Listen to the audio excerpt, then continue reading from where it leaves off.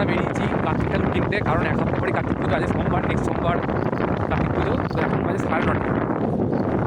আর এই খেলনাগুলো কিনে নিচ্ছি। একটা খেলনা আছে আর একটা সানগ্লাস আছে আমাদের কার্তিকের জন্য। তো ফেলবো যেটা হলো আমাদের দাদাই হয়, একটা দাদার বাড়িতে ফেলবো। এবার যাচ্ছি আমরা গোলাতে কার্তিক ঠাকুর কিনতে। এই আর দুটো কার্তিক পড়ে আছে। সকালে আমি দেখে গেছিলাম 3টে ছিল, তো একটা বেরিয়ে গেছে, এইটা নিচ্ছি। এটা চশমাটার খেলনাটা, আর এটা যেটা লিখেছি টাঙানো হবে ঠাকুরের সাথে। আর এখানে ঠাকুরটা আছে। বোম এর জন্য ফাটানো হয়নি, ওইখানে গিয়ে ফাটা। হ্যাঁ ও চলে এবার চলে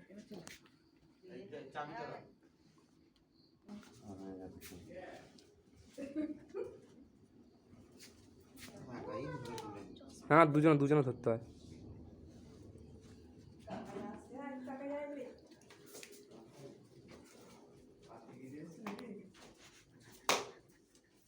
একটু ফাঁকা বাজালি না কাটে দিতে তোরা ভালো করে।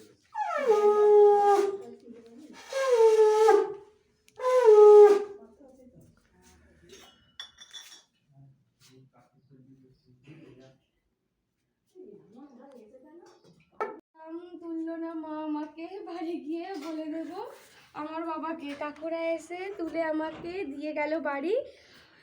আমাকে ঘরে না নিলে মা তোমার সাথে আড়ি। কাকুরা এখন একটু ব্যস্ত, পরে আসবে ঘরে, তখন তুমি কাকুদেরকে খাইয়ে পেট ভরে। প্রতি বছর আমি এই কথাটি তোমাদের থাকে জানো মনে। বাবা মা জানতো অনেক কষ্টেই ঠান্ডায় বাড়ির ঠিকানা খুঁজে পেয়েছি, বাজিয়েছি আস্তে করে।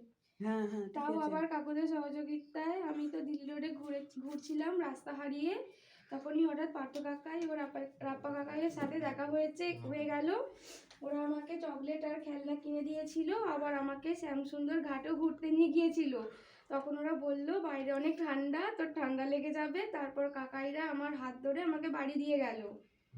কাকাইরা অনেক কষ্ট করে আমায় খুঁজে নিয়ে এসেছে বাড়িতে, তাই তুমি রাগ না করে তাদের হাতে 2000 টাকা দিও, না হলে কিন্তু আমি রাগ করব। ঠিক আছে কাকাই দুটো কাকাই, এই তো তুবো কাকাই। তুবো কাকাই।